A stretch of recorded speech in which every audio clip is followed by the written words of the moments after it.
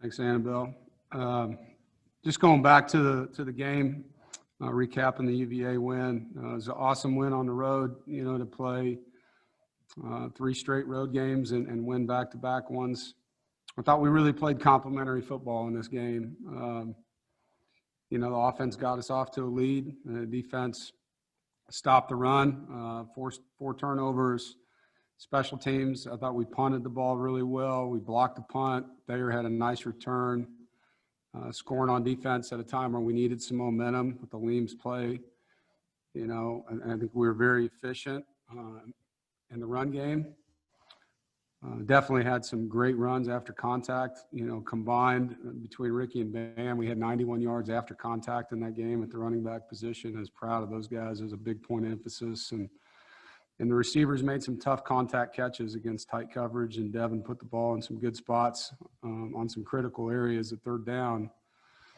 From an offensive standpoint, the positives, we didn't give up a sack against a very good front, a multiple defense. It does a lot of things. Rushed for 4.5 yards a carry, no fumbles. I thought Emeka made some really nice catches. Carey had a nice touchdown. Thayer and Porter both made big plays for us in the pass game. I thought Devin was really good early. I think in the second half it was wet and it was a tighter game, and we had some throws he could have made and he'll learn from. But he did some good things, and there's some things to learn from in this game. It was obviously a defense that gives you a lot to look at. And so for Devin, I think that's an experience thing. The more that he gets to see those things change on game day, the better he's going to be. I was very proud of our backs and their ability to get yards after contact. It's not always pretty running the ball against a loaded box. And those guys had a lot of attitude runs. And I think that feeds our offensive line and our tight end group to play hard for them.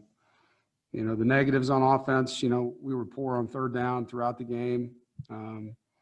Both of our opening drives in the first and third quarters, we were 3 and out. And we had 3 penalties on offense to open the second half on each of those 3 possessions. We started on 1st and 10 with a penalty.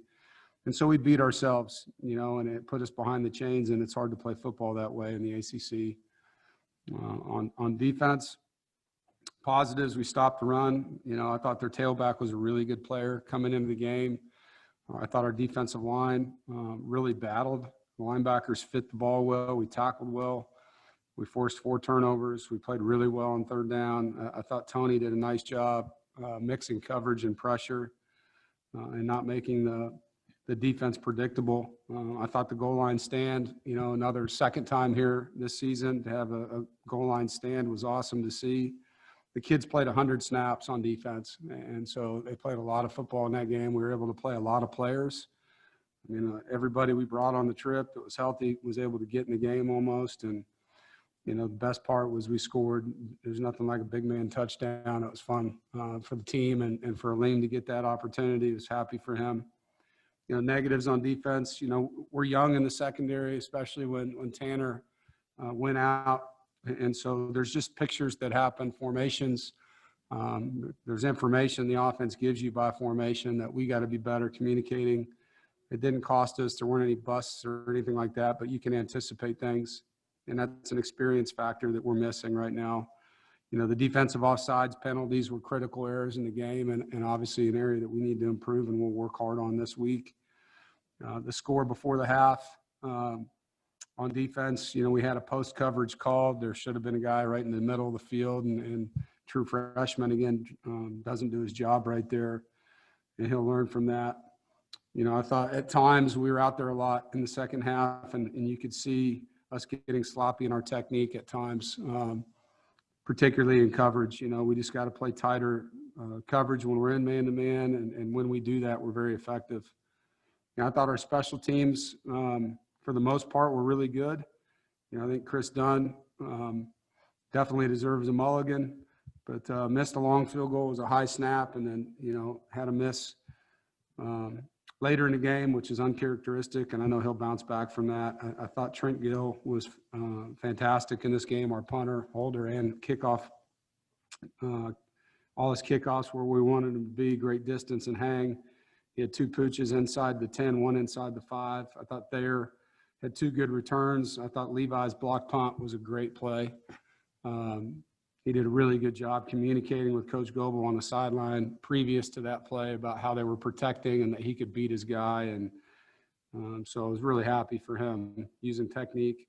Should have been a scoop and score opportunity that we didn't get, but we got the ball there.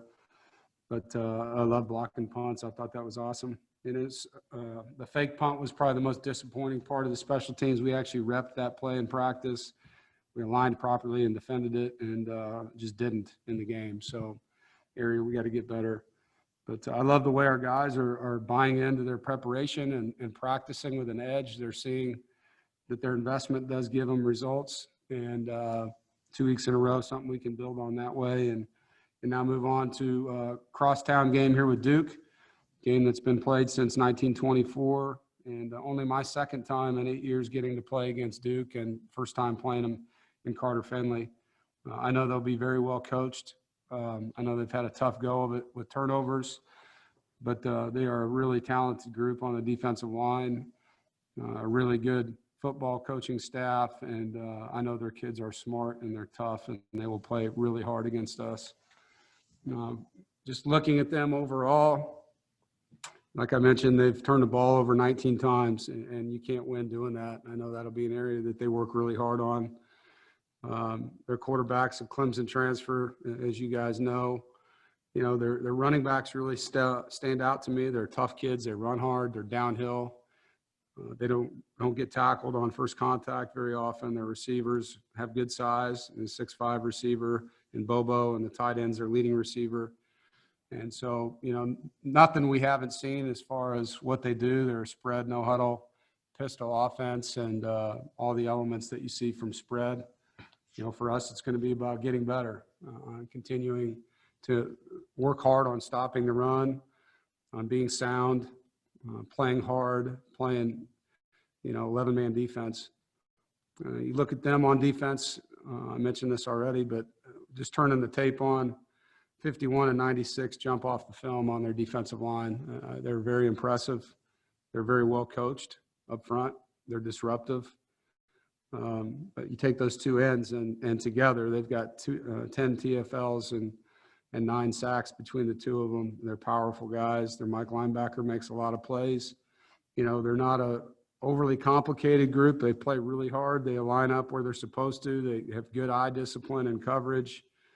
They've got 18 sacks and 32 TFLs in their game, so they can cause some problems. They've been put in a lot of tough situations defensively because of their turnovers, and so obviously that's made their statistics a little skewed.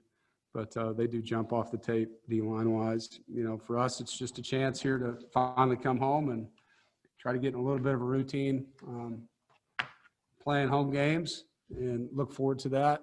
And we will have Tyler Baker-Williams back this week, so it's nice to add someone to the secondary. It's been a group that's been losing players, and so we're excited that he's back with us. And other than that, questions? Aaron Beard, what do you have? Hey, Dave. You mentioned the idea of guys getting return on their investments, you know, of seeing success. And I was curious how much confidence, I guess, they gained from 2 wins. I mean, it sounds obvious, but considering what they went through last year to actually win games and build confidence, how much of a difference is, or how big of a difference can that make for this group? Yeah. Well, in each of our 3 wins, we've won them in different ways. You know, I think in the Wake Forest game, our offense really carried the load in that game. They played a really good football game for us. And we're able to score a bunch of points. And then you look at the Pitt game, and it was through the air, you know. Defense stopped the run, and the offense through the air. And then you look at this game, and I felt like the defense really set the stage with the takeaways in this football game and then our special teams plays. So, you know, I think our guys have learned there's different ways to win games, but the one thing that's common in all 3 of our wins is that we prepared well. The one thing that was very present in our one loss is that we practiced poorly on that Tuesday. And we made that known. The guys have owned it. And I love just the team accountability that we have, where the guys are holding each other to a standard that they expect. And they're not afraid to call each other out when they're not getting what they want effort-wise, and I think that's raised our level of play. Thanks, Dave. Jonas. Hey, Coach, hope all is going well. You mentioned Duke. You haven't played them that much, 20 miles up the road. I'm sure you've probably been asked this since you've been here, so forgive me if I'm asking you a repeat question, but is that a school, them being in-state, in-conference, that you would like to play yearly or at least more often than you are playing them? Well, I think, just in general, you'd like for every recruiting class to have a chance to play every team in the league. And, the way our rotation's set up currently, we play UNC, as you know, every year, and then we'll play one of the other teams every 7 years. And so I just don't think that's fair, not just because they're down the street, but you come to play in the ACC, you should play every team. I mean, it'd be great if you could play home and away against every team, particularly when you're talking about a team in the triangle. I mean, it's pretty crazy to think that you could come to NC State and never play Duke your entire career, and that's happened for multiple players. So I'm excited that we get to play them and look forward to being a part of a game that goes so far back. And, I don't know if they'll ever change our scheduling model, but I would definitely be somebody pounding on the table for them to do that. If you guys did play them every year or more often, what would be the pros of playing a local team in the conference more often or every single year? Well, I mean, it's a natural rivalry. I mean, you have a team that's within 30 minutes. We go in every grocery store and you see NC State, you see Duke, you see UNC. There's stuff everywhere, and yet we don't play them, So to me, it's just a natural rivalry game. It makes sense geographically to play a team that's close to you in your own league. So it's kind of a common sense deal, in my opinion. Thanks, Coach. Andrew Schnicker. Dave, when I asked Aleem about the goal line stands on Saturday, he said that one of the biggest things in that for you guys has been Joshua Harris clogging up the middle. What does it mean to have a player like that you can be so confident that he's going to do his job and not allow anything up the middle? And what kind of growth have you seen from Joshua throughout this season? Well, first, I'm really happy that Aleem has given Josh the love, because that's what it's all about, sharing that. And we're proud of Josh. Josh went through an injury last year and has worked really hard to get himself into a position where he can play. And he's found a role in our defense, and he's really taken advantage of it. He's not out there for a ton of snaps, but he's making his snaps count. And he's working really hard every day on the scout team. He goes up against Grant Gibson every snap. And so that makes him a better football player. And he'll continue to get better. And when we get into that, goal line package, you've got him and Aleem and CJ inside, and that's 1,000 pounds almost. And that's stout, and that helps keep the middle firm and allows us to make plays off the edge. Thank you. Brett Friedlander. Dave, you've been high on Porter Rooks ever since he arrived in the spring. And on Saturday, he had 3 really tough catches. And actually, his best catch probably was the one that got disallowed. Could you assess his development and how much further he can still go to help this offense? He's been a sure-handed player since he got here. And now he's making the tough catch. And he's making that consistently. And so it's really nice to have a rotation like we do between him and Thayer, where you have sure-handed guys that can run good routes and make tough catches for the quarterback. I told Porter that was the first game I've seen him play where he had a different way about him. He was a very aggressive player, I thought, in that game. And not that he's not a consistent player, but his personality came out a little bit Saturday. It was fun to see that. And I told him that I saw him grow up in that game. He had a lot of energy about him. He's usually show up, doesn't say a ton, and just plays really hard. And he had some emotion to him Saturday, and it was very obvious. So he's got a lot of good things coming his way if he just keeps working the way he is. And then can you give us an update on Khalid Martin, how he's doing, and will we see him again this year? Yeah, Khalid's making progress.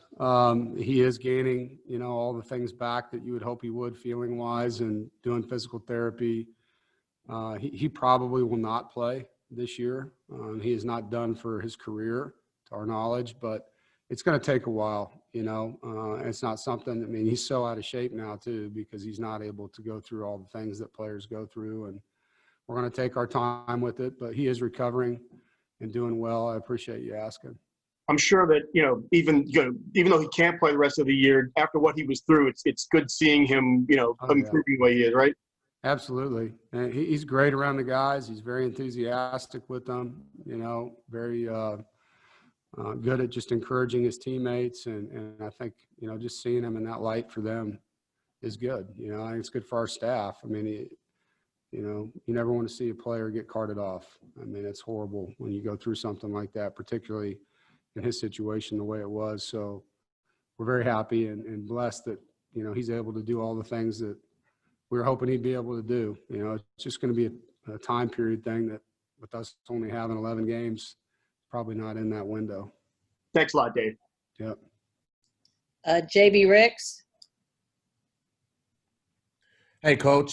Thanks for taking out the time. My question is, how good is it to have the momentum that you guys have going into your first game against an in-state opponent, and the difference of recruiting this week, when you're having an in-state opponent compared to other weeks throughout the season? Are there any differences at all or advantages that you can take out of playing an in-state foe for recruiting? Yeah, I think, all the in-state games carry recruiting ties to them. I mean, there's going to be players that we go head-to-head with them on, and obviously beating them on the field is always something that helps you. Recruiting, as you know, is basically not happening right now in person. So we are losing out, in my opinion, on a recruiting opportunity, because this would have been a huge crowd for a home game, which is always a great recruiting tool for us with our guys. And so playing in front of 4,000 is a little bit different than playing in front of a packed house here at the Carter when it comes to the recruiting aspect of things. But postseason conversations, when kids are choosing between us and Duke or us and Wake or us and UNC, the head-to-head games always matter to what they're looking at program-wise. And my first question was, how good is it to have the momentum that you guys have going into this game against an in-state foe?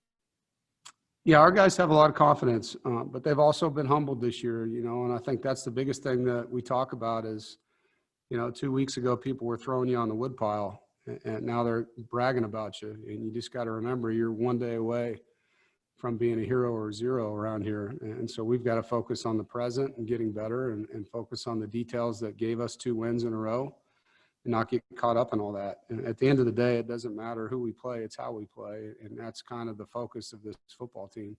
The fact that it's a team that's nearby creates conversation, but the outcome is going to be based on our preparation and our practice and our execution on game day. Thank you, Coach. Todd Gibson. Yeah, Coach, I think you just kind of answered it with JB's question right there. But do you talk to the guys? I had a friend say that, they're done after the Virginia Tech game. You hear that negativity. The players hear that. You, the coaching staff, kind of address that with your guys to say, hey, don't listen to that stuff. And how proud of you are the guys are you that they didn't listen to that? Yeah, we definitely have to address it. I think there's a lot of people out there that get off on being negative on social media. And being a turncoat on their own team at times. And so, it's just fuel to the fire for our guys. And that's how we take it. We're going to play our butt off for our why, for our family, and for each other, and for the people that constantly support us. And the people that don't, it's the way it goes. You're not going to spend our time on them. So, we got to really look hard at ourselves and the people that love us. We don't play the game for comments on Twitter. We play the game for our families. We play the game because we want to be successful in life. We play the game because we love our brothers. We play the game because we love to compete. All that other stuff is just distraction and noise. And so we definitely address it. As you all know, every young person has a phone in their hand a lot. And so it's hard for them to ignore it, and they have to learn how to do that. And so it's a skill set that sometimes they don't learn until they get a loss on their record. And then they learn quickly that there's a lot of fickle people. Yeah, and amazingly, 2 weeks later, you just talked about it a little bit. They're probably getting some pats on the back now. How do you address that in practice this week, Coach? We talked about it yesterday, and really it's what I talked about with JB's question. I mean, you focus on how did you get the results? You got them by getting beat and realizing you better practice the right way to get a win, and then you did, and then you repeated it. And so you just need to continue to stay process-oriented and block the distractions and focus on the things that are giving you the results, not the things that are creating distractions. Thanks, Dave. Yep. Jonas. Coach, you mentioned earlier you getting Tyler back this week in the secondary. In his absence, of course, you got a couple of freshmen in JPL play, and then you had Tayon Palmer play as a redshirt sophomore. I don't even like using this term blessing in disguise, but was it kind of good for them to get those snaps while he was out to kind of get that experience? Yeah, no, and I think, both of them have gotten better in his absence. And so we've created depth at that spot, depth that we didn't know about coming into the season. And really excited for both of those players. Like I told you 2 weeks ago, I thought Tyon played really well against Pitt, and JPL played really well against Virginia. And so those two guys have created depth, and they'll help us moving forward because, Tyler's going to come back.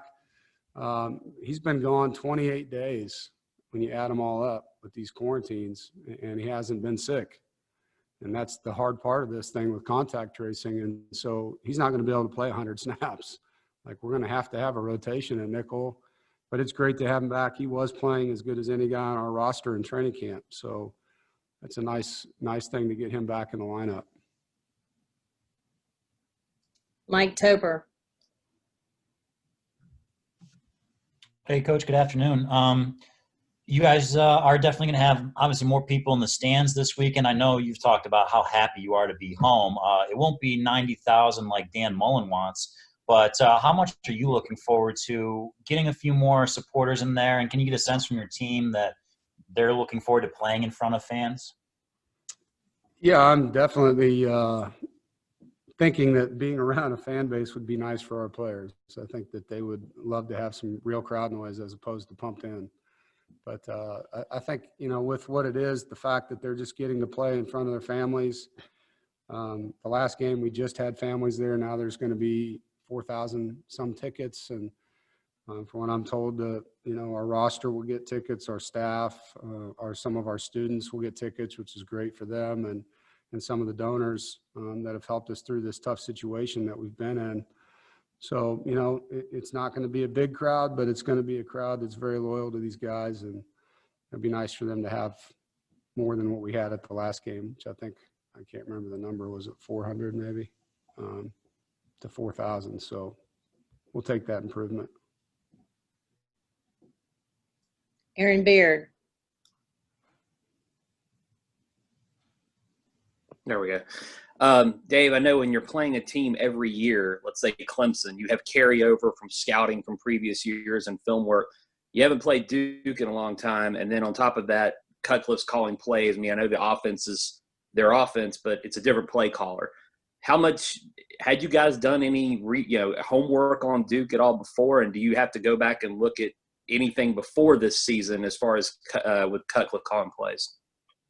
No, we haven't. The fact that we're so far into the year, you kind of have an idea of what he's going to be. And the one thing when you don't play a team, you still watch everybody. I think that's the one thing that we don't talk about. But, in preparation, I've watched Duke on defense for the last 7 years. I've watched Duke on offense for the last 7 years. And even though Cut wasn't calling plays, maybe, I know that his hand was in it, and I know that he was very much a part of their offense. That's just who he is. And so you can study what they've done. You can look at the evolution of their offense based on who their quarterbacks are, because obviously they've had running quarterbacks. Now they have a drop back quarterback. Things have changed that way. They were an offset team. Now they're more of a pistol team. He's always jumped in empty.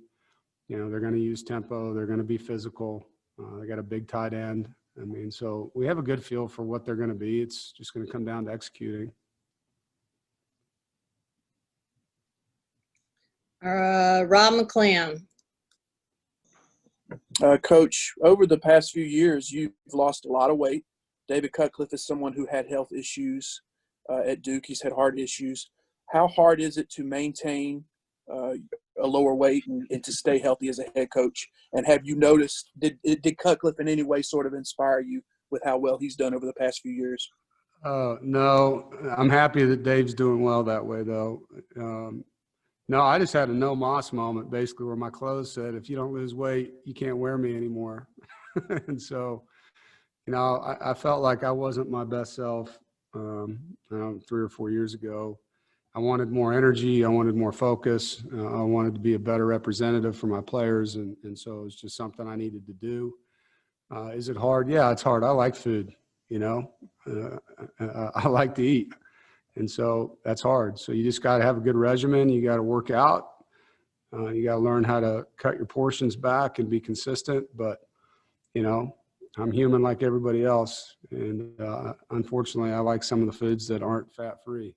So that makes it tough at times. All right, I don't see any more hands raised. Does anybody have anything else?